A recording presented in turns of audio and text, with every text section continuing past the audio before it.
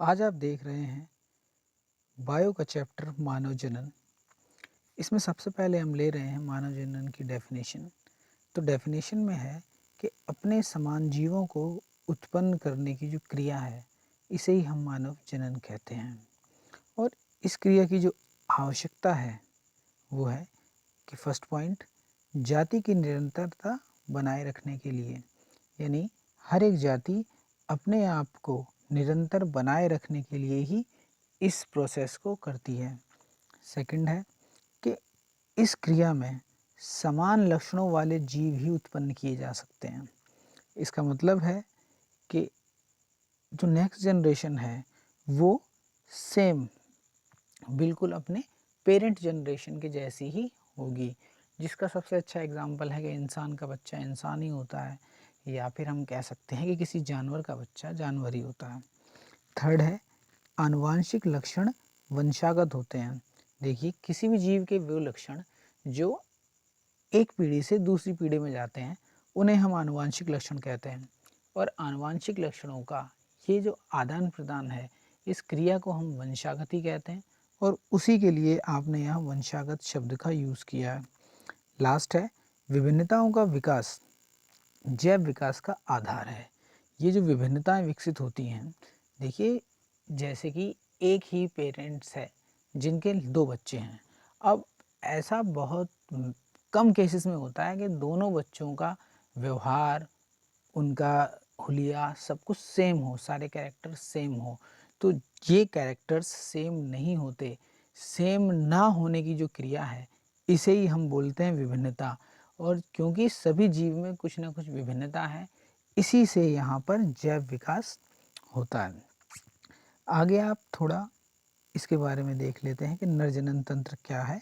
तो देखिए, इसे शॉर्ट में हम इस तरह लिख सकते हैं कि जो मानव नर जनन तंत्र है, इसमें मुख्य रूप से हम जानते हैं कि एक नर जनन तंत्र है और सेकंड मादा है।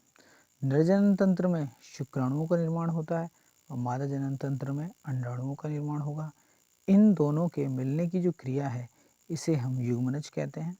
यानी ये शुक्राणु और ये अंडाणु, इनको हम सम्मिलित रूप से कहते हैं युग्मक। और जब नर और मादा युग्मक मिलते हैं तो जो रचना मिलती है उसे हम कहते हैं युग्मनज। युग्मनज में विभाजन से बनता है भ्रूण, और इस भ्रूण में जब विदलन होता है, विदलन एक ऐसी क्रिया है जो एक कोशिकीय युग्मनज को या भ्रूण को बहुकोशीय शिशु में बदल देती है, यानी यहाँ कोशिकाएं बढ़ जाती हैं। तो फिर भ्रूण से भ्रूण में विदलन क्रिया होगी, और विदलन से क्या बनता है, शिशु का निर्माण होता है। तो सबसे पहले हमें ये आउटलाइन अपने माइंड में रखनी चाहिए कि निषेचन, शुक्राणु और अंडाणु के मिलने की जो क्रिया है वो निषेचन है। निषेचन से युग्मनज बनेगा, युग्मनज से भ्रूण बनेगा, और भ्रूण से एट द लास्ट शिशु बनेगा। अब हम यहाँ कुछ लैंगिक अंगों के बारे में जानकारी देख लेते हैं। तो देखिए, लैंगिक अंगों में सबसे पहले हम देखते हैं प्राथमिक लैंगिक अंग। प्राथमिक लैंगिक लैंगिक अंग वो अंग होते हैं जो किसी भी जीव में उसके जनन से ही होते हैं। इसमें सबसे पहले हैं जनद, इसे आप इंग्लिश में गोनेड कहते हैं। अब जनद में जो नर्ज हैं, इन सभी में होते हैं वृषण, जिसे आप टेस्टिस भी कहते हैं, और मादा में होते हैं अंडाशय। तो ये ही प्राथमिक लैंगिक जनन अंग हैं। देखिए, यहाँ लिखा हुआ है कि GTH से गोनेड्स की वृद्धि व कार्य नियमित होते हैं। अब GTH का पूरा नाम है गोनेडोट्रोपिक हार्मोन। तो याद करेंगे कि जनन अंगों का जो विकास है, जिसमें कि मुख्य रूप से वृषण और अंडाशय हैं, यानी जनद हैं, इनका विकास निर्भर करता है गोनेडोट्रोपिक हार्मोन पर। अब हम देखते हैं सहायक जनन अंग। तो सहायक जनन अंग में हैं आपके सहायक लैंगिक अंग, जिसमें नर में आते हैं आपके शुक्रवाहिनी, प्रोस्टेट ग्रंथि, शुक्राशय, शिश्न आदि। अब इस आदि में कौन कौन से ऑर्गेन हैं, ये भी हम आगे देखेंगे। इसके बाद है मादा में अंडवाहिनियाँ, गर्भाशय, योनि, स्तन ग्रंथि आदि। अब हम एक एक जनन अंग के बारे में अध्ययन करेंगे। तो इसमें सबसे पहले हमने लिया है male reproductive system, it means नर जनन तंत्र। तो सबसे पहले याद करिए कि इसके भाग कितने हैं। तो देखिए, इसका फर्स्ट भाग है वृषण कोश, जिसे आप स्क्रोटम या स्क्रोटल सैक कहते हैं। सेकंड इज एक जोड़ी वृषण या टेस्टिस। थर्ड अधिवृषण। फोर्थ शुक्रवाहिनियाँ। फिफ्थ मूत्रमार्ग यानी यूरिथ्रा। सिक्स्थ है पेनिस यानी शिश्न। और सेवंथ है सहायक जनन ग्रंथियाँ। अब इन सहायक जनन ग्रंथियों में भी 3 तरह की ग्रंथियाँ हैं, जिसमें से फर्स्ट है शुक्राशय, second is prostate gland and the last is Cowper's gland. ये नर जनन अंग के भाग हैं। तो इन सभी को समझने से पहले हमें इस तरह से इनके नाम याद होने चाहिए। आगे देखिए, अब एक एक भाग को हम अच्छी तरह देखेंगे। तो आपने फर्स्ट लिखा था वृषण कोश, जिसे आपने स्क्रोटल सैक लिखा था या स्क्रोटम लिखा था। तो देखिए वृषण कोश, तो जैसा कि यहाँ नाम में ही आया है कोश, तो ये वृषण के लिए एक स्थान का कार्य करता है, यानी वृषण को अपने अंदर रखता है, जिससे वृषण सुरक्षित रहते हैं। जैसे वृषण आपने देखा है कि जनद हैं, और जनद में क्या होगा, नर, अगर नर का जनद है तो उसमें नर युग्मक, और अगर मादा का जनद है तो उसमें मादा युग्मक बनेंगे। इट मीन्स शुक्राणु या अंडाणुओं का निर्माण होगा। तो देखिए, ये त्वचा का थैलेनुमा भाग है जिसमें वृषण रहते हैं। तो यहाँ पर शॉर्ट में लिखा हुआ है, बाकी मैं पूरी चीज़ बता रहा हूँ, आप चाहें तो नोट कर सकते हैं। देखिए, इसकी गुहा एक पेशीय अंडकोश विभाजक पट द्वारा 2 अर्ध भागों में बटी होती है। अब गुहा का मतलब है किसी भी ऑब्जेक्ट के अंदर जो भी स्पेस है, यानी किसी वस्तु के अंदर, वो सजीव या निर्जीव कोई भी हो सकती है, उसके अंदर जितना स्थान है उसे हम कह देते हैं गुहा। तो इसके अंदर का भाग एक विभाजक पट द्वारा यानी एक पर्दे द्वारा 2 भागों में बटा होता है। प्रत्येक अर्ध भाग में एक वृषण उपस्थित होता है।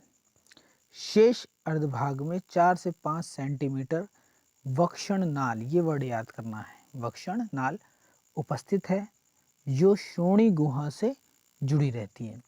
देखिए, वक्षण नाल वह नाल है जो वृषण को उदर से वृषण कोश में लेके आती है, और ये क्रिया तभी हो जाती है जब बालक शिशु होता है, यानी जन्म के कुछ दिनों बाद ही वृषण नाल से टेस्टिस, जो कि प्राइमरी स्टेज में उदर गुहा में होते हैं, वहाँ से वृषण कोश में आ जाते हैं। वृषण कोश का तापमान शरीर से 3 डिग्री सेल्सियस कम होता है। ये पॉइंट आपको याद रखना है कि वृषण का तापमान 3 डिग्री सेल्सियस कम है। अब यहाँ से क्वेश्चन ये बन सकता है कि अगर आपकी बॉडी का टेम्परेचर 40 यानी 40 डिग्री सेल्सियस है, तो शुक्राणुओं के निर्माण के लिए कितने तापमान उचित रहेगा। तो आपको क्या करना है, यहाँ पर 40 में से 3 माइनस कर देंगे, यानी इस कंडीशन में अगर बॉडी का टेम्परेचर 40 डिग्री किसी जीव का है, किसी भी जीव की बात कर रहे हैं हम, तो वहाँ पर आप इसे 37 डिग्री सेल्सियस बताएंगे।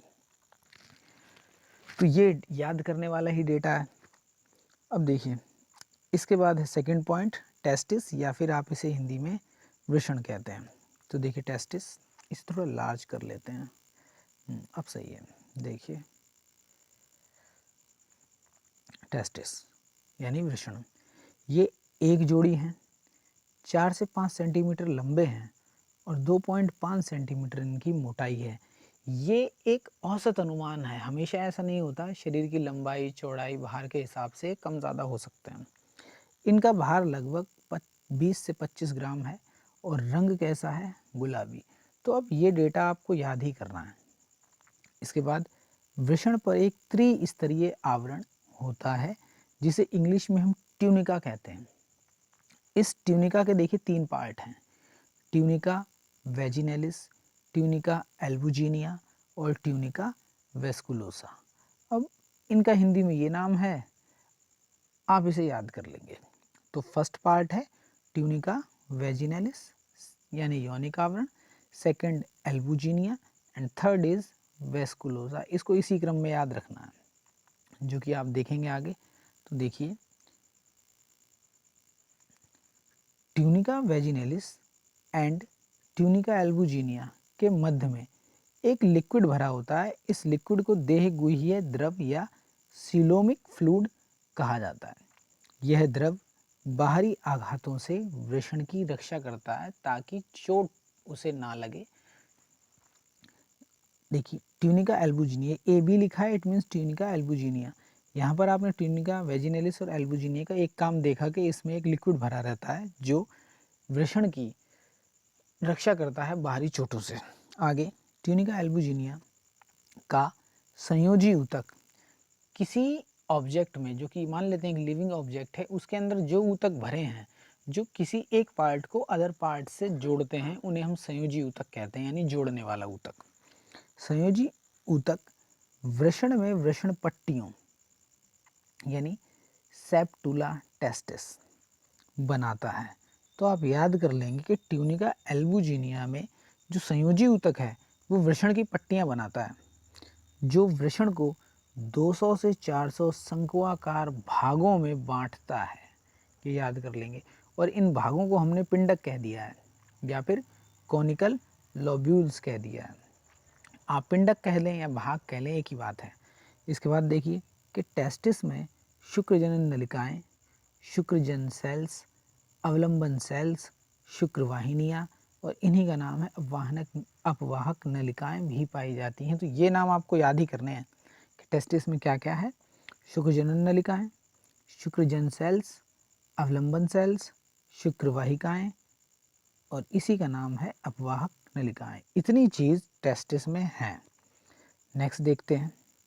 नेक्स्ट है आपका शुक्रजनन नलिकाएं। तो इसके बारे में देख लेते हैं। तो इन्हें आप इंग्लिश में कहते हैं सेमिनिफेरस ट्यूब्यूल्स। अब हर एक शुक्रजनन नलिका में क्या क्या होता है वो यहीं हम देखेंगे। देखिए आपने जो अभी देखा था कि 200 से 400 पिंडक यानी भाग आपके यहाँ पाए जाते हैं। देखिए यहाँ हमने एक डेटा देखा था, ये रहा कि आपके ये जो 200 से 400 भाग या फिर शंक्वाकार पिंडक ट्यूनिका एल्बुजिनिया में पाए जाते हैं, जिससे कि हम श्वेत आवरण कहते हैं। तो ये देख रहे हैं कि आप कि इसके अंदर शुक्रजनन नलिकाएं होती हैं और प्रत्येक पिंडक में 2 से 3 होती हैं, यानी 2 भी हो सकती हैं, 3 भी हो सकती हैं। ये कैसी हैं? पतली हैं, अति कुंडलित हैं, यानी फोल्ड होती हैं एक दूसरे के साथ। इन्हीं में शुक्रजनन द्वारा शुक्राणुओं का निर्माण होता है। तो अगर कहीं सेंटेंस पूरा नहीं है आप उसे पूरा कर लेंगे। संयोजी ऊतक में अंतःस्रावी सेल्स के समूह होते हैं। ये आपको याद करना है कि अंतःस्रावी सेल्स के कुछ समूह होते हैं, यानी यहाँ से कुछ हार्मोन्स रिलीज होंगे।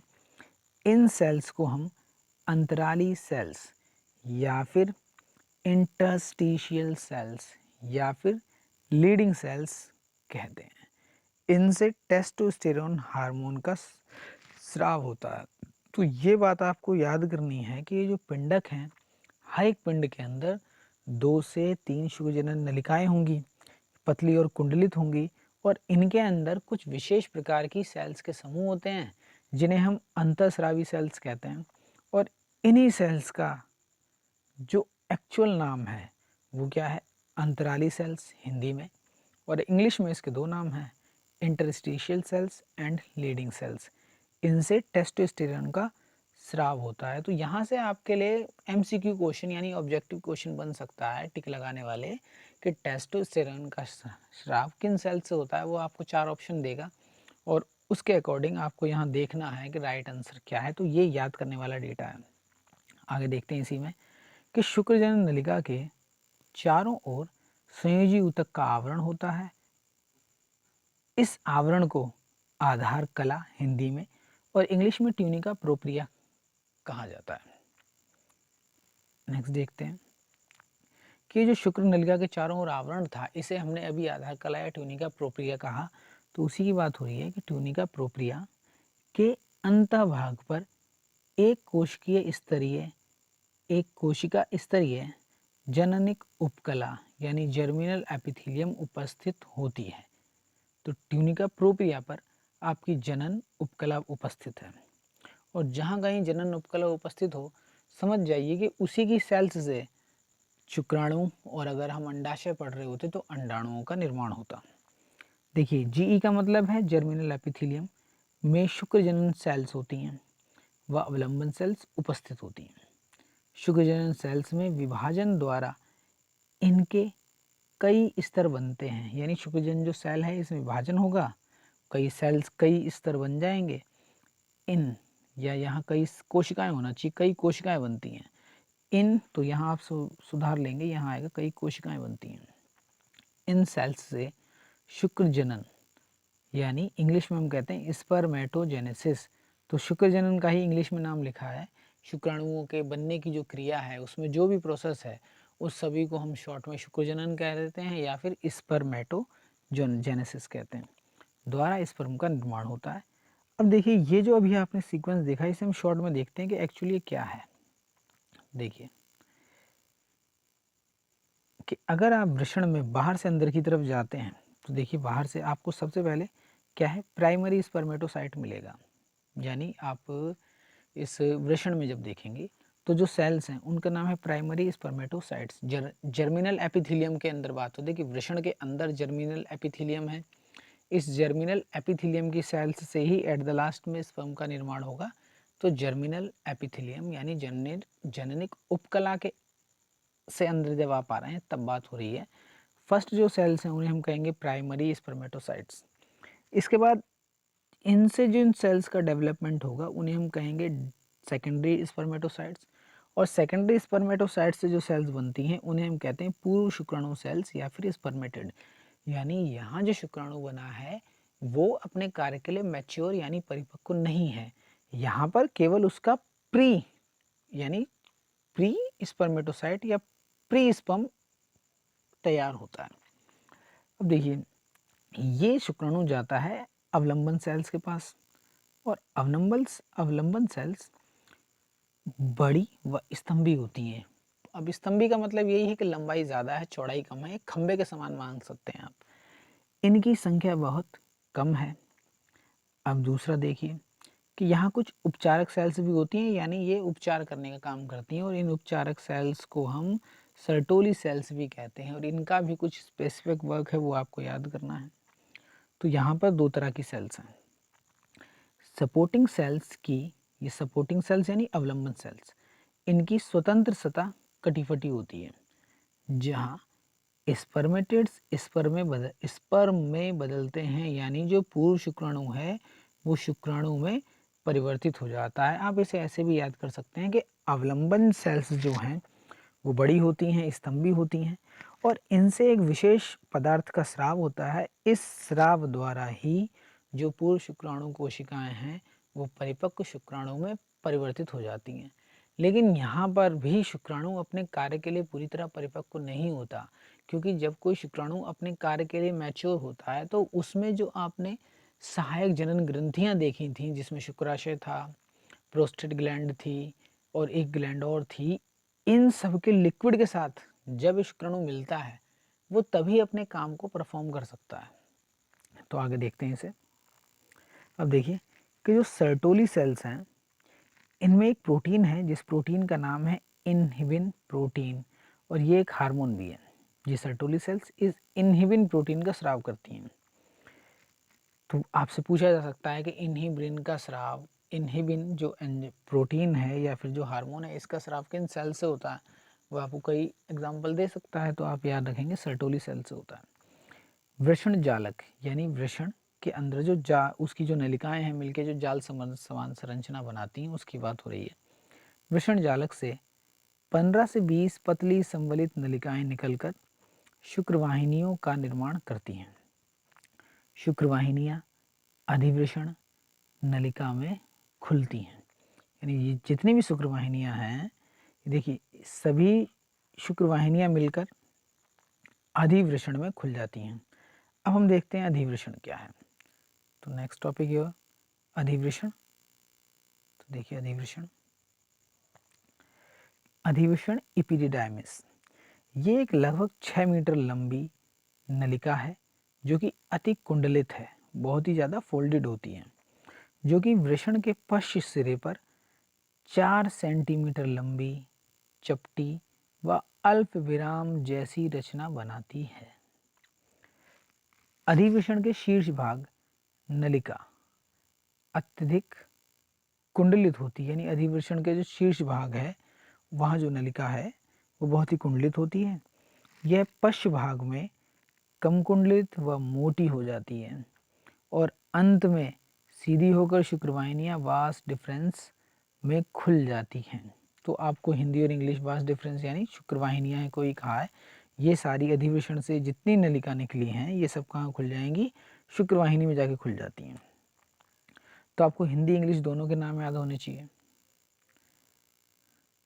नेक्स्ट देखिए, तो नेक्स्ट है आपका शुक्रवाहिनी या शुक्रवाहक। देखिए शुक्रवाहिनियाँ इंग्लिश में आप वास डिफरेंस या डक्टस डिफरेंस कहते हैं। ऐसी वाहिनी या ऐसी नलिका जो शुक्राणुओं को एक स्थान से दूसरे स्थान तक या शुक्राशय तक ले जाती हैं, उसे हम क्या कहते हैं, शुक्रवाहिनी या शुक्रवाहक कह देते हैं। अब देखिए, यह अधिवेशन के पश्च भाग से निकलती है जो आंशिक कुंडलित होती है।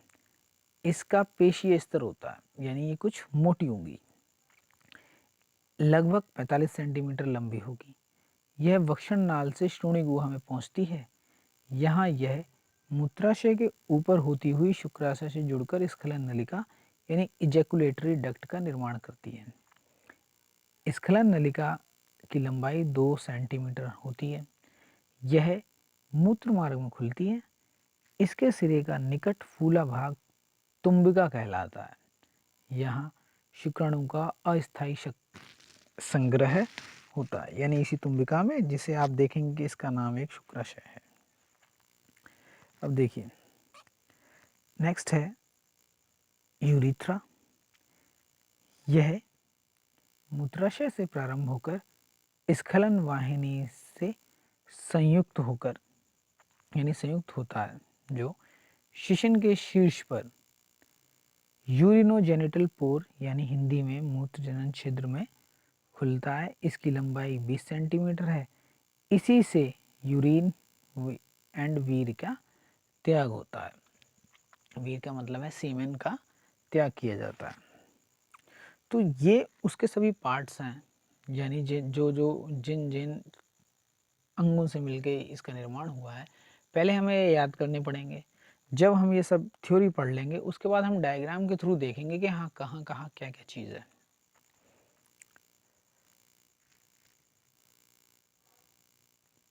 अब हम देख रहे हैं पेनिस शिशन।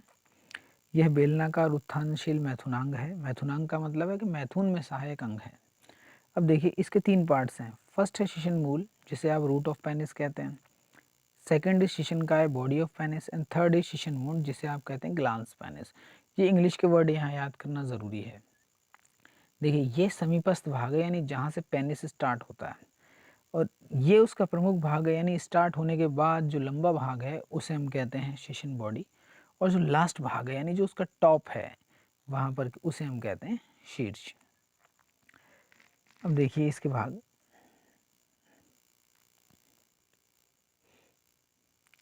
आंतरिक भाग में 3 अनुप्रस्थ पट्टिकाएं होती हैं, जिनमें से पृष्ठ पर 2 मोटी पट्टिकाएं होती हैं। इन्हें कॉर्पोरा कैवर्नोसा कहते हैं। अच्छा होगा ये नाम आप इंग्लिश में ही याद करें, क्योंकि मैक्सिमम बुक्स में भी ये इंग्लिश में ही नाम दिए गए हैं, और अगर आप कोई कंपटीशन एग्जाम में बैठेंगे वहाँ भी ये इंग्लिश में ही आएंगे। तो कोशिश करिएगा कुछ वर्ड्स हैं जो आप इंग्लिश में लर्न करें। जितने भी यहाँ हिंदी इंग्लिश दोनों में दिए गए हैं, कोशिश करेंगे कि आपको इंग्लिश वर्जन भी उनका याद हो। तो आप याद करेंगे जो 2 मोटी पट्टिकाएं हैं पेनिस में, उनका नाम है कॉर्पोरा कैवर्नोसा। शेष एक पट्टिका अधर भाग पर स्थित है, इसे कहते हैं कॉर्पस स्पोंजियोसम। तो याद करेंगे कि पृष्ठ पे जो 2 पट्टिकाएं हैं उनका नाम है कॉर्पोरा कैवर्नोसा, और अब जो अधर भाग बचा इस पर जो पट्टिका है वो एक ही है, इसका नाम है कॉर्पस स्पोंजियोसम। तो कुल मिला के पेनिस में 3 पट्टिकाएं हैं। आप डायग्राम के थ्रू समझेंगे जब हम उस पर आएंगे। फिलहाल ये डेटा याद करना है आपको। प्रत्येक पट्टिका के चारों ओर संयोजी ऊतक का दृढ़ आवरण होता है, जिसे हम श्वेत कंचुक या फिर ट्यूनिका एल्बुजिनिया कहते हैं। ये वही ट्यूनिका एल्बुजिनिया है जो आपने टेस्टिस में देखा था।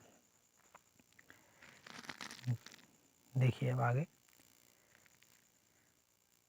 यानी जो आपका ग्लांस पेनिस था, शिश्न मुंड था, के शीर्ष पर यूरिनोजेनिटल पोर या फिर हिंदी में मूत्र जनन छिद्र होता है।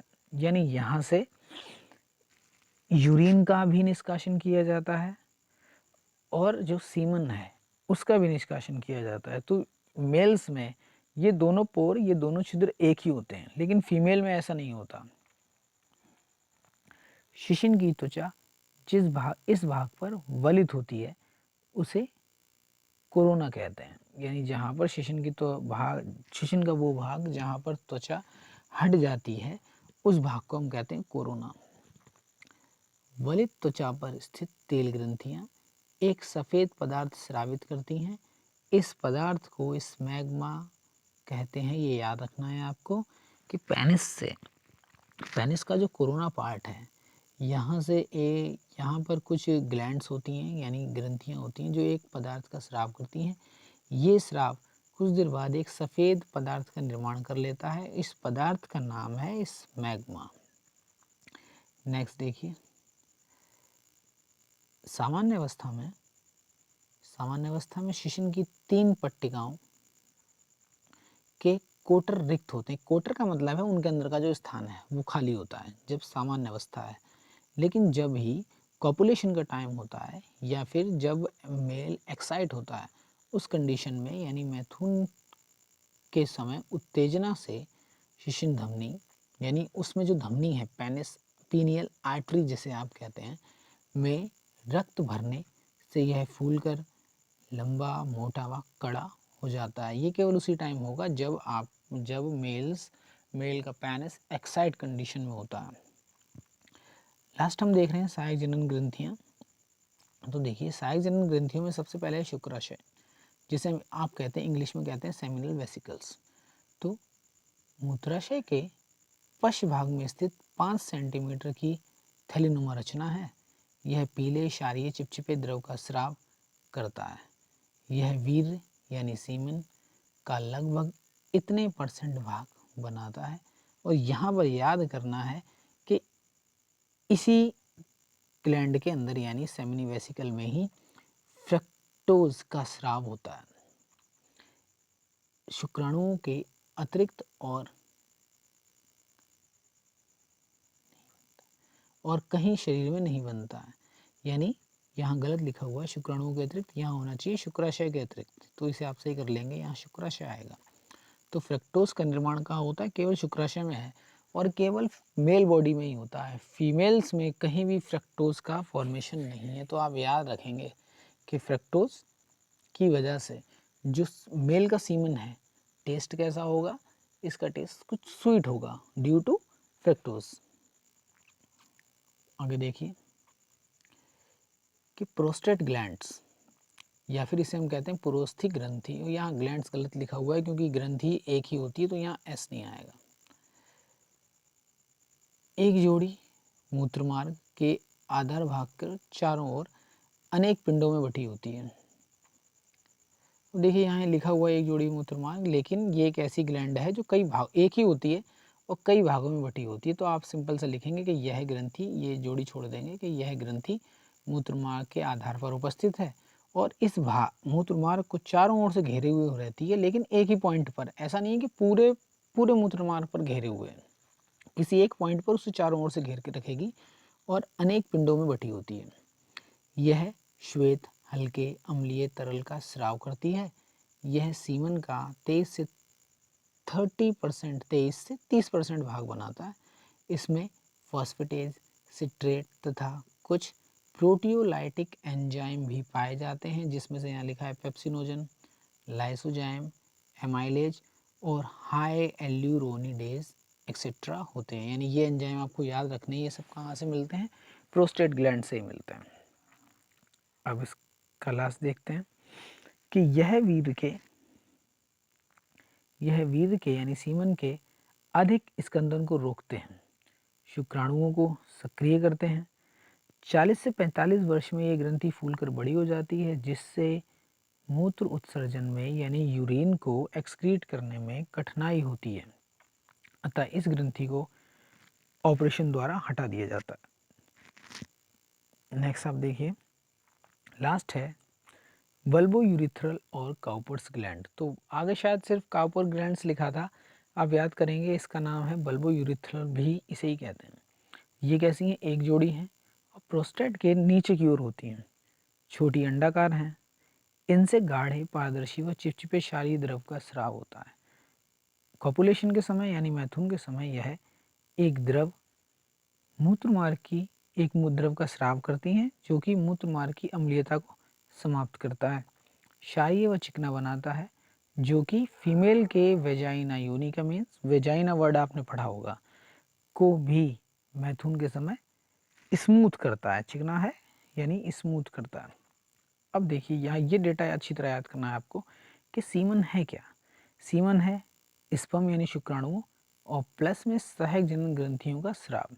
ये जो आपने तीनों सहायक ग्रंथियां पढ़ी हैं, इसका जो स्राव है वो शुक्राणु मिलकर सीमन का निर्माण करते हैं और तभी शुक्राणु क्रियाशील हो पाता है। यह दुग्धीय चिपचिपा एवं क्षारीय पदार्थ है जिसका पीएच आपको याद रखना है कि 7.3 से 7.5 के बिटवीन होगा। यह मैथुन क्रिया में वीर्य की 2.5 से 4 ml तक प्रोड्यूस करता है, रिलीज करता है सॉरी। इसमें शुक्राणुओं की संख्या 40 करोड़ यानी 400 मिलियन तक होती है। तो इस तरह से आपका मेल रिप्रोडक्टिव सिस्टम एंड होता है। ये इसकी थ्योरी है, इस थ्योरी को आप याद करिए और किसी दिन ये चीज़ हम बोर्ड पे एक डायग्राम के थ्रू यानी चित्र की सहायता से समझेंगे, तब ये चीज़ आपके लिए और इजी होगी। फिलहाल ये डेटा आपको याद करना है। अब आप देख रहे हैं जनन मादा जनन तंत्र, जिसे हम कहते हैं फीमेल रिप्रोडक्टिव सिस्टम। तो सबसे पहले हम देखते हैं इसके भाग। तो देखिए, इसमें फर्स्ट ऑफ ऑल आपको याद करना है कि एक जोड़ी अंडाशय, जिसे आप इंग्लिश में ओवेरीज कहते हैं, ये प्लूरल है। अगर हम सिंगुलर की बात करेंगे तो यहाँ पर केवल ओवेरी वर्ड आएगा, लेकिन हिंदी में यही है अंडाशय। इसके बाद है एक जोड़ी अंडवाहिनियाँ, जिन्हें आप ओविडक्ट्स कहते हैं। नेक्स्ट इज गर्भाशय, नेक्स्ट योनि या वेजाइना, इसे हम पढ़ेंगे वेजाइना।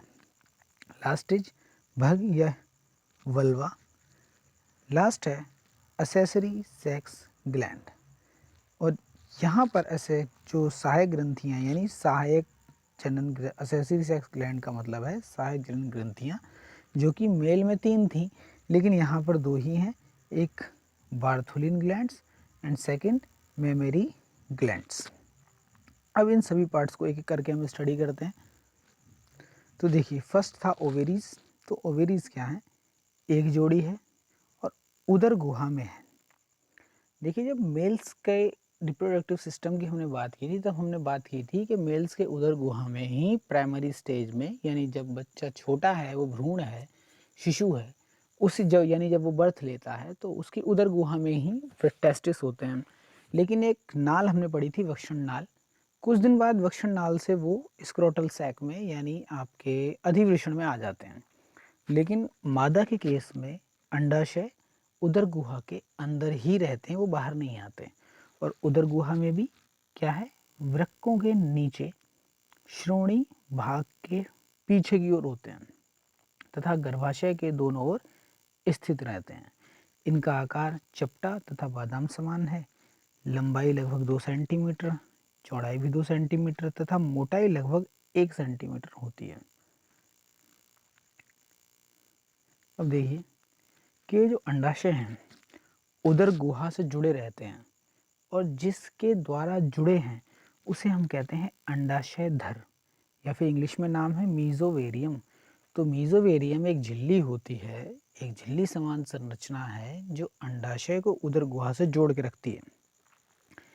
ओवेरियन लिगामेंट्स द्वारा गर्भाशय से जुड़ा रहता है। और गर्भाशय से किससे जुड़ा है, ओवेरियन लिगामेंट से। तो अंडाशय उदर गुहा में जुड़ा है अंडाशय धर यानी मीजोवेरियम से, और गर्भाशय में किससे जुड़ा है, ओवेरियन लिगामेंट से। इसके बाद कि अंडाशय नाभिका यानी हाइलस स्थान से अंडाशय धर से जुड़ा रहता है, यानी जहाँ से अंडाशय धर से जुड़ा है उसको हम बोलते हैं हाइलस। अंडाशय से एस्ट्रोजन एंड प्रोजेस्टेरोन का स्राव भी होता है। तो ये डेटा हमें याद करना है। जैसे हमने नरजनन अंग में पढ़ा था कि वृषण में ही कुछ सेल्स थी जो प्रोजेस्टेरोन को स्राव कर रही थी, टेस्टोस्टेरोन का स्राव कर रही थी। तो यहाँ पर यानी अंडाशय में एस्ट्रोजन और प्रोजेस्टेरोन का स्राव होता है। तो ये दोनों मादा हार्मोन हैं। नेक्स्ट आप देखते हैं हिस्टोलॉजी ऑफ ओवेरीज। तो हिस्टोलॉजी जो ओवेरी की है ये आपके 12th के लिए मुझे नहीं लगता इम्पोर्टेंट होगी। हाँ, आप कोई कॉम्पिटिटिव एग्ज़ाम देते हैं वहाँ ये इम्पोर्टेंट है, फिर भी हम इसे देख लेते हैं। हिस्टोलॉजी का मतलब है औतिकी, यानी उसमें जो ऊतक हैं उनके बारे में हम यहाँ देखते हैं। देखिए, तो अंडाशय के चारों ओर एक 3 स्तर का आवरण है, बिल्कुल वही जैसा वृषण के चारों ओर था। फर्स्ट है उदरावरण, नाम चेंज है, जिसे आप कहते हैं पेरिटोनियम, जो कि सबसे बाहरी है। सेकंड है जर्माइनल एपिथेलियम, जो कि घनाकार होता है और मध्य में है। लास्ट इज ट्यूनिका एल्बुजिनिया, बिल्कुल वही नाम है जो आपके नर जनन तंत्र में था और हिंदी में भी हम इसे श्वेत कंचुक ही कहते थे। ये क्या है? आंतरिक सघन संयोजी ऊतक है, यानी ये सबसे अंदर का है। उदरावरण यानी पेरिटोनियम सबसे बाहर का है और बीच में जर्माइनल एपिथेलियम है। अंडाशय का संपूर्ण आंतरिक भाग स्ट्रोमा कहलाता है। स्ट्रोमा को हम कहते हैं पीठ की, यानी अंडाशय के अंदर जो कुछ भी है, जितना भी भाग है उसे हम कहते हैं स्ट्रोमा। और ऐसी स्ट्रोमा में प्राथमिक अंडक, द्वितीय अंडक, पूटक, कुछ ग्राफीन फॉलिकल सब यहीं पाए जाते हैं। अब देखिए स्ट्रोमा। तो देखिए जो स्ट्रोमा है, स्ट्रोमा को 2 भाग में डिवाइड किया है। फर्स्ट है कॉर्टिकल स्ट्रोमा, जिसमें रेटिकुलर तंतु संयोजी ऊतक होते हैं। सेकेंड इज है मेडुलरी स्ट्रोमा, इसमें पीले इलास्टिन तंतु, कोलेजन तंतु, रुधिर केशिकाएं व तंत्रिका तंतुओं की अधिकता होती है। तो ये याद करने वाला ही डेटा है कि हाँ, स्ट्रोमा को हम इस 2 पार्ट्स में डिवाइड करते हैं और हर पार्ट के अंदर कुछ ये हैं, कुछ इस तरह की चीज़ें उपस्थित हैं। तो देखिए कि जो कॉर्टिकल स्ट्रोमा है में ओवेरियन फॉलिकल्स की विभिन्न अवस्थाएं पाई जाती हैं। ये याद करना है। ओवेरियन फॉलिकल का मतलब है पूटक कोशिकाएं। पूटक कोशिकाएं क्या है? जो आपकी ओवेरी की जो जनन उपकला होती है उसमें विभाजन से कुछ सेल्स बनती हैं, उन सेल्स को ही हम पूटक कोशिकाएं या ओवेरियन फॉलिकल्स कहते हैं। और इनकी कुछ अवस्थाएं होती हैं जिन अवस्थाओं से गुजरते हुए ये अंडे का या अंडाणु का निर्माण करती हैं। तो ये सारी अवस्थाएं कॉर्टिकल स्ट्रोमा में पाई जाती हैं और इन फॉलिकल्स की वजह से ही इस स्ट्रोमा को हम कॉर्टिकल स्ट्रोमा कहते हैं। ये परिपक्व ग्राफीन फॉलिकल बनाती हैं। तो याद करना है कि सबसे पहले बनेंगे फॉलिकल और उसके बाद बनेगा ग्राफीन फॉलिकल। और ग्राफीन फॉलिकल ही ऐसा फॉलिकल है जो अंडाणु को रिलीज करता है, यानी ग्राफीन फॉलिकल के अंदर ही अंडाणु का निर्माण होता है। अब हम देखेंगे मैचुरेशन ऑफ ग्राफीन फॉलिकल। इस हर एक बात को हम डायग्राम के थ्रू समझेंगे, लेकिन उससे पहले हमें ये एक आउटलाइन थोड़ी बहुत याद होनी चाहिए। एक बार आप इसे यहाँ से याद करिए, उसके बाद हम इसे डायग्राम से समझेंगे। जब दोनों चीज़ आप देख लेंगे तो बस ये कंसेप्ट आपके दिमाग में हमेशा के लिए क्लियर हो जाएगा। अब देखिए जो मैचुरेशन कैसे होता है ग्राफीन फॉलिकल का, कि जन्म के समय अंडाशय स्ट्रोमा में 2 लाख से 20 लाख तक अंडाणुजन सेल्स होती हैं। अंडाणुजन को ही ओगोनिया लिखा है। यानी जब एक फीमेल बेबी बर्थ लेता है तो उसका जो गर्भाशय है, उसका जो अंडाशय है, उस अंडाशय में, या हम कह सकते हैं अंडाशय के स्ट्रोमा में 2 से 20 लाख तक अंडाणुजन कोशिकाएं होती हैं। अंडाणुजन कोशिकाओं का मतलब है वो कोशिकाएं जिनसे अंडाणु का निर्माण होना है, यानी फीमेल गैमेट का निर्माण होना है। इन सेल्स को इंग्लिश में हम उगोनिया कहते हैं और किसी किसी बुक्स में अंडाणुजन नाम ना दे के सीधा उगोनिया को ही हिंदी में लिख देता है वो। तो हमें कोशिश करनी है कि इस इंग्लिश कन्वर्जन को भी हम साथ साथ याद करें। नेक्स्ट है, देखिए अब हम इसे एक फ्लो चार्ट के थ्रू समझने की कोशिश करते हैं। तो देखिए, अंडाशय में क्या है, जर्माइनल एपिथेलियम, इसमें होता है माइटोटिक डिवीजन। माइटोटिक डिवीजन का मतलब है समसूत्री विभाजन। देखिए, आप पढ़ चुके होंगे कि कोशिकाओं का विभाजन, यानी किस तरह से एक कोशिका से दो कोशिका बनेंगी, दो से फिर चार बनेंगी, ये जो क्रिया है इसे हम कहते हैं कोशिका विभाजन। और कोशिका विभाजन दो तरह का था, मेनली दो तरह का था, अर्धसूत्रीय और समसूत्रीय। अर्धसूत्री में गुणसूत्रों की संख्या आधी हो जाती है, जबकि समसूत्री में माता कोशिका यानी पेरेंट सेल और डॉटर सेल में गुणसूत्रों की संख्या समान रहती है। तो जर्माइनल एपिथेलियम में first of all mitotic division होता है, यानी समसूत्री विभाजन होता है। आप यहाँ हिंदी में नोट कर लेंगे, अगर आपको माइटोटिक में कन्फ्यूजन है तो आप हिंदी में लिख लेंगे समसूत्री विभाजन, जिससे प्राइमोर्डियल जर्म सेल्स बनती हैं। और इन प्राइमोर्डियल जर्म सेल्स में फिर से समसूत्री विभाजन होगा, जिससे अंडाणुजन सेल्स बनेंगी। और इन अंडाणुजन सेल्स में ग्रोथ होती है, यानी वृद्धि होती है, जिससे प्राइमरी oocyte यानी प्राथमिक अंडकोशिका बनती है। तो अगर आप देखिए, याद करने वाली चीज़ क्या है कि जैसे ही फीमेल बेबी बर्थ लेता है, वहाँ पर अंडाशय में इतने उगोनिया होते हैं। अब इनका निर्माण कैसे हुआ है, इनका निर्माण कुछ इस प्रोसेस से हुआ है। आगे देखते हैं कि जो प्राइमरी oocyte अभी आपने देखा, अब इस प्राइमरी oocyte में अर्धसूत्री विभाजन फर्स्ट होगा, जिससे बनेगा सेकेंडरी oocyte। इस समय अर्धसूत्री विभाजन सेकंड होगा, जिसे हमने मियोसिस लिखा है। फिर बनता है ग्राफियन फॉलिकल। तो आप याद रखेंगे कि पहले दो स्टेज में समसूत्री विभाजन हुआ है और उसके बाद अर्धसूत्री विभाजन शुरू हुआ है। अर्धसूत्री विभाजन आप सब जानते हैं कि दो प्रकार से होता है, अर्धसूत्री फर्स्ट एंड अर्धसूत्री सेकंड। तो इन सब प्रोसेस से होते हुए ग्राफियन फॉलिकल बनता है, और इस ग्राफियन फॉलिकल के अंदर ही एक मैच्योर एग यानी ओवम होगा। जब वो रिलीज होगा तो उसको आप मैच्योर फीमेल गैमेट कहेंगे। अब देखिए, जो यहाँ हमने देखा वही सब यहाँ थ्योरी के अकॉर्डिंग, थ्योरी के रूप में आपको समझाया गया है कि प्राथमिक अंड सेल के चारों ओर चपटी शल्की सेल्स का आवरण होता है, जो कि एक स्तरीय है। इसे प्रारंभिक पुटिका या प्राइमोर्डियल फॉलिकल कहते हैं। कई विभाजनों से अंड सेल पर, तो अब आप जानते हैं विभाजन कौन से चल रहे हैं अभी। प्राइमोर्डियल फॉलिकल में जो विभाजन हुआ था वो समसूत्री विभाजन ही था। तो यहाँ पर जो 6 से 7 स्तर बन रहे हैं वो समसूत्री विभाजन से ही बन रहे हैं, जिसे मेम्ब्रेना ग्रेन्युलोसा या कणीय प्रावरण कहते हैं। तो आपको याद करना है कि अंड सेल के चारों ओर जो फर्स्ट आवरण बना है उसका नाम है मेम्ब्रेना ग्रेन्युलोसा या फिर कणीय प्रावरण। ये नाम आपको याद करने पड़ेंगे। यह अवस्था प्राइमरी फॉलिकल कहलाती है।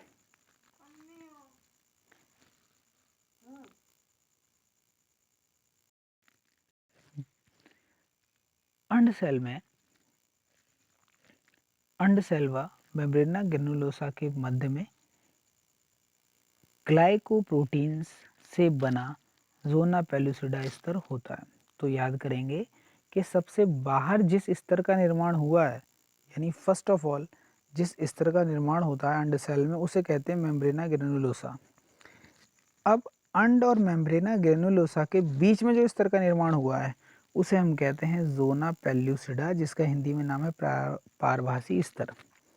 अब याद करिए कि ग्रेन्युलोसा व पेल्यूसिडा यानी ज़ोना पेल्यूसिडा के मध्य एक और स्तर का निर्माण होता है, कोरोना रेडिएटा।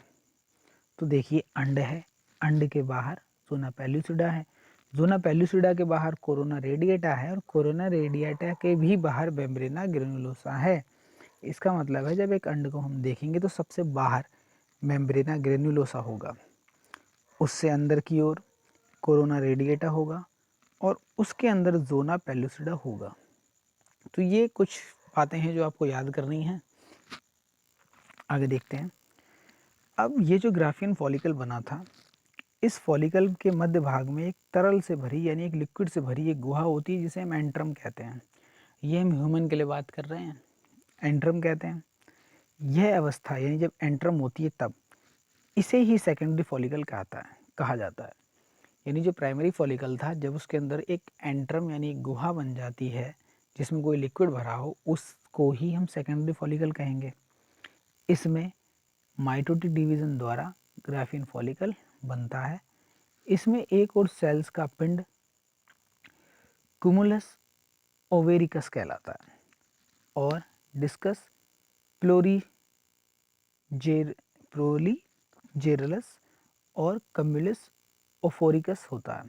अब ये एक ही चीज़ है जिसके 3 नाम हैं, आपको जो सूटेबल लगे आप याद करिए, लेकिन पता हमें सब होने चाहिए। और इसी से ओवम स्थिर होता है, यानी फॉलिकल के अंदर इन स्ट्रक्चर्स के द्वारा ही ओवम फिक्स रहता है। ये तीनों एक ही हैं, इनके डिफरेंट डिफरेंट नाम हैं। अब देखिए, क्यूमुलस ओवेरिकस के फटने से ओवम फ्री हो जाता है, इसे ही ओव्यूलेशन कहते हैं। यानी फॉलिकल से ओवम का फ्री होना ओव्यूलेशन कहलाता है। फटा हुआ फॉलिकल नष्ट नहीं होता, यह पीली ग्रंथिल रचना यानी कॉर्पस ल्यूटियम बनाता है। यह एक अंतःस्रावी ग्रंथि है जो प्रोजेस्टेरोन, एस्टेरोन, रिलैक्सिन और इनहिबिन का स्राव करती है। निषेचन न होने पर कॉर्पस ल्यूटियम निष्क्रिय कॉर्पस एल्बिकेंस में बदल जाता है। इसको अगर आप डायग्राम के थ्रू देखेंगे तो आपको कुछ इस तरह मिलेगा कि देखिए, सबसे पहले जो सेल बनी है उसे हमने कहा है पूटक सेल। यह है आपकी एक पूटक सेल जिसके सेंटर पे एग है यानी अंड सेल है और बाहर एक आवरण है। इस पूटक सेल में वृद्धि होती है और बनता है प्राइमरी फॉलिकल, जिसके अंदर आपने क्या लिया है, एग लिया है। एग के जस्ट बाहर जोना पेल्यूसिडा है और जोना पेल्यूसिडा के बाहर मेम्ब्रेना ग्रेनुलोसा है। और जब ये वृद्धि करेगा तो जोना और मेम्ब्रेना के बीच में एक लेयर और बनती है जिसे हम कहते हैं कोरोना। और जब ये मैच्योर हो जाएगा, ये यानी जब ग्राफीन फॉलिकल बनाएगा, तो देखिए बाहर की ओर है थीक, आपने लिखा है बाहरी थीका, और ये बाहर थीका ग्रेन्युलोसा का ही पार्ट है। इसके बाद है जोना पेल्यूसिडा, सॉरी, सब अंड के बाहर है जोना पेल्यूसिडा, और जोना पेल्यूसिडा के बाहर आपको अंतर थीका लिखा है। यहाँ पे कोरोना का नाम दिया नहीं गया, लेकिन आप याद करेंगे कि अंड के जस्ट बाहर जो लेयर है उसका नाम है जोना। उसके बाद जो लेयर है वो है कोरोना। उसके बाद होता है मेम्ब्रेना, और मेम्ब्रेनिया को यहाँ पे 2 पार्ट्स में डिवाइड करके दिखाया गया है कि बाहरी थीका और अंतर थीका। नेक्स्ट कि ये जो सेकेंडरी एग है, इसके अंदर देखिए यहाँ पर एक कैविटी बन गई है जिसका नाम लिखा है एंट्रम। और ये जो एग है, ये जिस स्ट्रक्चर से इस फॉलिकल से ऐड है उसका नाम ये रहा, क्यूमुलस ओफोरिकस।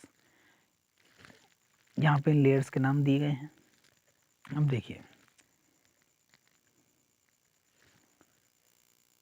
जब ये मैच्योर होता है तो ये स्ट्रक्चर फट जाती है, जिससे ओवम क्या हुआ, रिलीज हो गया है। और ये जो स्ट्रक्चर बची है इसका नाम हमने अभी पढ़ा था, देखिए यहाँ देखिए, इसका नाम आपने यहाँ पढ़ा था, जो कि ये रहा कॉर्पस ल्यूटियम। ये रहा कॉर्पस ल्यूटियम, हिंदी में कहते हैं पीतपिंड। हिंदी में नाम यहाँ लिखा नहीं है, हिंदी में इसका नाम है पीतपिंड, क्योंकि पीले रंग की ग्रंथि रचना है, कलर पीला है, इसलिए इसे पीत ग्रंथि कह देते हैं या पीतपिंड कहते हैं। तो ये जो स्ट्रक्चर है ये यहाँ पीतपिंड बना लेती है, और ये क्या है, एग है, और एग के बाहर आप जानते हैं डिफरेंट लेयर्स हैं। अब देखिए, इसके बाद ये स्ट्रक्चर ने क्या बनाया, कॉर्पस एल्बिकेंस बना लिया है, जिसमें रुधिर का थक्का होता है, इसे हम पीतपिंड सेल कहते हैं, कॉर्पस ल्यूटियम इंग्लिश में कह देते हैं। और अगर फर्टिलाइजेशन यानी निषेचन नहीं होता है तो ये कॉर्पस ल्यूटियम कॉर्पस एल्बिकेंस में चेंज हो जाता है। तो यहाँ पर कलर येलो होगा आपके पास, जबकि यहाँ पर श्वेत पिंड, इसे हिंदी में श्वेत पिंड कहते हैं, यहाँ कलर आपका वाइट हो जाता है। तो कलर की वजह से ही इनके नाम रखे हुए हैं। आगे देखिए, ये थी आपकी औती की हिस्टोलॉजी। अब हम आ जाते हैं नेक्स्ट पार्ट पे। यहाँ देखिए, यहाँ आपने जो देखा है ये पूरी चीज़ यहाँ से यहाँ से ये जो हिस्टोलॉजी लिखा है ये आपके सिलेबस की चीज़ नहीं है, लेकिन कुछ ऐसी चीज़ें हैं जो आपको याद होनी चाहिए। अगर आप कॉम्पिटिशन एग्ज़ाम के लिए पढ़ रहे हैं तो आप इसे अच्छी तरह पढ़िएगा, वरना आप इसे स्किप कर सकते हैं। तो नेक्स्ट पॉइंट है आपका ये अंडवाहिनी। देखिए अंडवाहिनी, जिसे आप इंग्लिश में ओविडक्ट्स और फैलोपियन ट्यूब कहते हैं, ये एक जोड़ी है 10 से 12 सेंटीमीटर लंबी कुंडलित नलिका है। इसके भी 3 भाग हैं, फर्स्ट रोमाबी कीप या फिम्ब्रिएटेड फनल और इनफंडिबुलम। सेकंड है गर्भाशय, यूटेराइन और फैलोपियन ट्यूब, यहाँ गर्भाशय नलिका आएगा, सॉरी नाम कंप्लीट नहीं, गर्भाशय नलिका आएगा। और थर्ड है संकीर्ण पथ या फिर इंग्लिश में आप कहते हैं स्थमस। अब देखिए ये जो रोमावी कीप है ये अंडवाहिनी का चौड़ा भाग है, कीपनुमा है और प्रारंभिक भाग है, अंडाशय से जुड़ा होता है। इसके छिद्र को कीपक या ऑस्टियम कहते हैं। तो याद करेंगे कि यहाँ जो छिद्र होते हैं जिनसे ओवम को कैप्चर कर लिया जाता है उसे हम कहते हैं ऑस्टियम। एग्जाम के थ्रू आप ये चीज़ समझेंगे। इसके किनारों पर एक झालर पाई जाती है, तो यानी इसके किनारे कैसे होते हैं, झालरदार होते हैं। यूटेराइन देखिए, यह रोमावी कीप का पश्च भाग है। इसकी दीवारें संकुचनशील होती हैं और यहाँ निषेचन नहीं होता, और सॉरी निषेचन यहीं पर होता है। यह 2/3 भाग चौड़ा फल शिखा या तुम्बिका कहलाता है, यानी ये इसकी माप दी है और इसको हम फल शिखा या तुम्बिका या एम्पुला भी कहते हैं। और मोस्ट ऑफ बुक्स में आपको एम्पुला नाम ही मिलेगा, ये यूटेराइन नाम मिलता नहीं है। तो हो सके तो आप इस यूटेराइन की जगह पे इसका पार्ट एम्पुला ही लिख लेना, याद कर लेंगे कि एम्पुला में ही फर्टिलाइजेशन होता है। Last is isthmus. तो अंडवाहिनी का अंतिम सिरा जो गर्भाशय से जुड़ा होता है उसे हम कहते हैं स्थमस, और ये अंडवाहिनी का 1/3 भाग है। तो ये 2/3, ये 1/3, जो बच गया वो आपका उधर है। इसमें एक संकरी अवकाशिका होती है जो गर्भाशय को जोड़ती है, यानी अवकाशिका का मतलब एक छोटा सा स्थान होगा संकरा जो गर्भाशय को जोड़ता है। तो नेक्स्ट पार्ट है गर्भाशय, ये बच्चादानी, जिसे आप हिंदी में बच्चादानी कहते हैं। इंग्लिश में आप इसे यूटिरस और वॉम्ब कहते हैं, यानी सामान्य भाषा में कहें गर्भ या कोख। वॉम्ब का मतलब है कोख। देखिए यह श्रोणी गुहा की मध्य रेखा आंत योजनी, जहाँ पे आंत जुड़ती हैं, जिसे मीजेंट्री कहते हैं, तथा लिगामेंट्स द्वारा जुड़ा लगभग 7.5 सेंटीमीटर लंबा, इतना चौड़ा तथा इतना ये मोटाई होगी, सॉरी, खोखला शंखवाकार व नाशपाती के आकार का होता है। इसका चौड़ा, अब देखिए ये जो आपको यहाँ मेजरमेंट दिया है ये किसी के लिए फिक्स नहीं है, विषय उम्र लंबाई उनकी हेल्थ पर डिपेंड करता है। इसका चौड़ा भाग ऊपर व संकरा भाग नीचे होता है। इसके अग्रभाग पर मूत्राशय तथा पृष्ठ की ओर मलाशय है। ये 3 भागों में बटा है। ऊपर की ओर गुंबदनुमा उभरा बुग्न या फंडस है, ये वर्ड आपको बुक्स में मिलेगा, फंडस। मध्य भाग इसकी बॉडी है और सबसे निचला भाग संकरा होता है, इसे ग्रीवा भी कहते हैं।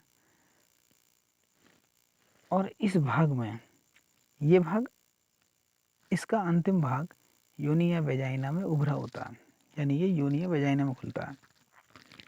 गर्भाशय ग्रीवा द्वारा योनि में खुलता है। ग्रीवा की गुहा को आप ग्रीवा नाल या सर्वाइकल कैनाल कहते हैं, और आपको ये सर्विकल कैनाल ही वर्ड मिलेगा ज़्यादातर। ग्रीवा नाल योनि से मिलकर जन्मनाल यानी बर्थ कैनाल बनाती है।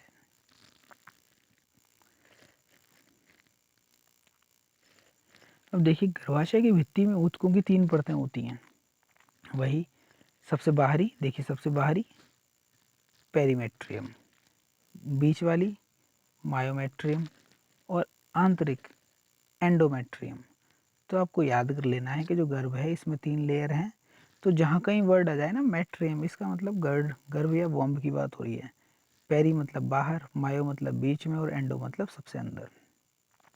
और फैलने की क्षमता इसी में ज़्यादा होती है। ग्रीवा में मसल सेल्स भी होती हैं, ये लाइन। अब देखिए अब पार्ट है आपका वेजाइना।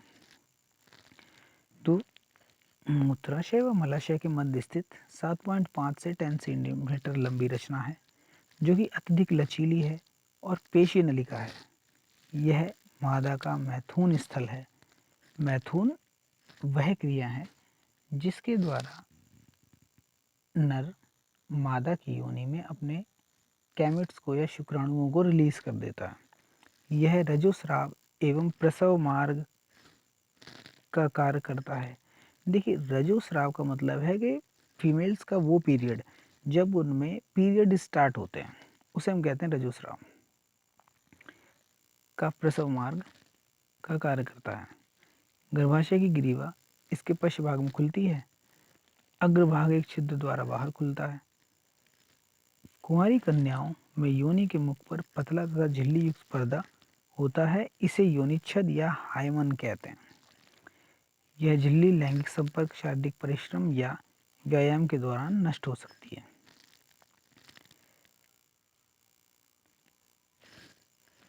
नेक्स्ट है ब्राह्यजननांग या भग, एक्सटर्नल जेनिटेलिया और यूवेल वल्वा। बाह्यजननांग का सम्मिलित रूप है, यानी यहाँ बाह्यजननांग का सम्मिलित रूप है जिसमें कई अंग हैं, जो कि फर्स्ट है जघनोत्थान या mons pubis, second labia majora, third labia minora, next vestibule, clitoris. इसमें से एक आप एक एक करके सबको देखेंगे। तो फर्स्ट है मोन्स प्यूबिस या जघन शैल, जो कि ये ऊपरी भाग है जो वसा ऊतक की अधिकता के कारण कोमल है, गद्दी की भांति फूला होता है, जिसमें जघन रोम यानी बाल समान संरचनाएं उपस्थित होती हैं।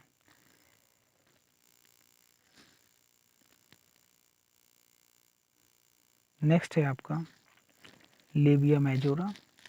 हिंदी नाम ऊपर लिखे हुए हैं, आप वहां से देख लेना। ज़्यादातर हमें ये नाम इंग्लिश में याद करने पड़ते हैं। ये त्वचा के दो मोटे खड़े भंजन होते हैं। भंजन का मतलब आप कह सकते हैं दो खड़ी रचनाएं होती हैं जो जघन उत्थान से भग के निचले छोर तक फैले रहते हैं।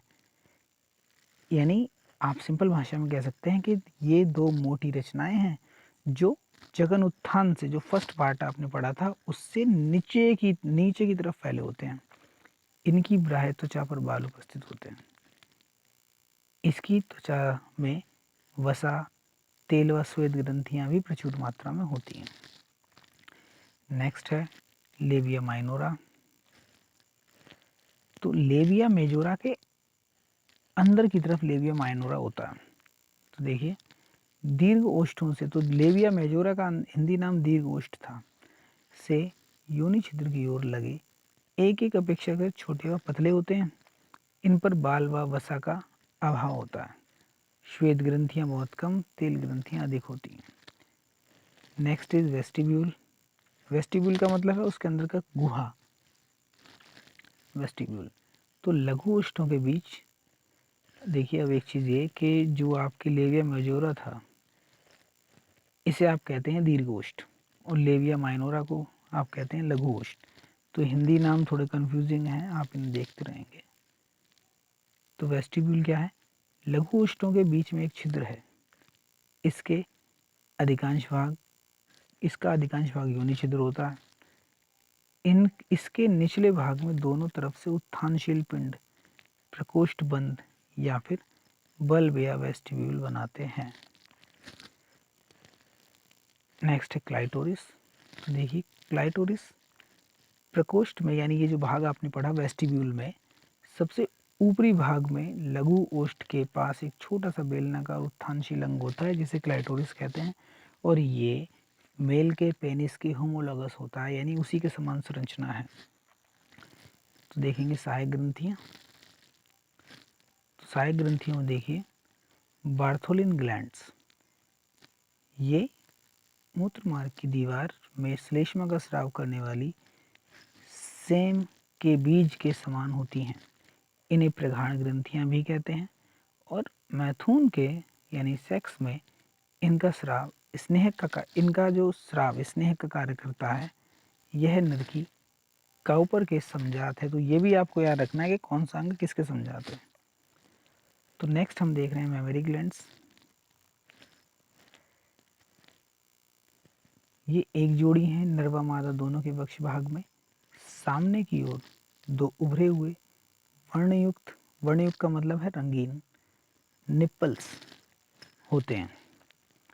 निप्पल्स के चारों ओर एक वर्णयुक्त क्षेत्र होता है जिसे हम स्तन परिवेश कहते हैं, या इंग्लिश में नाम है एरियोला।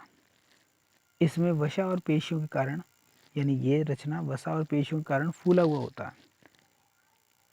प्रत्येक मेमोरी ग्लैंड में 15 से 20 ऊतकों का बना तथा पालियों में बटा होता है, जिसके बीच में वसा ऊतक भरा होता है।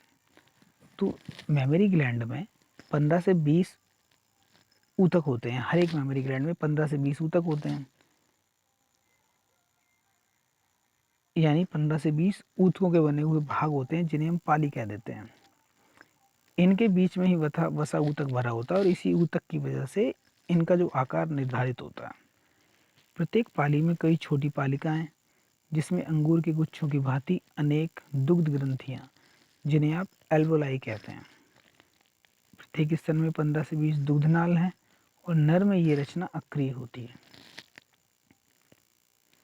तो यहाँ तक हमने देखा नर जनन तंत्र व मादा जनन तंत्र। तो इस डेटा को आप याद करिए और इस पूरी संरचना को, यानी नर जनन तंत्र और मादा जनन तंत्र को हम कभी डायग्राम के आधार पर समझेंगे। और अगर ये डेटा आपको याद है अभी जो हमने देखा, तब ये डायग्राम के थ्रू और भी ज़्यादा इजी हो जाएगा और आपको एक ही बार में याद हो जाएगा। नेक्स्ट वीडियो में हम देखेंगे युग्मक जनन, यानी किस प्रकार कोई भी ग्रंथि में युग्मक का, यानी अंडाशय हो या वृषण हो, वहाँ पे युग्मकों का निर्माण होता है।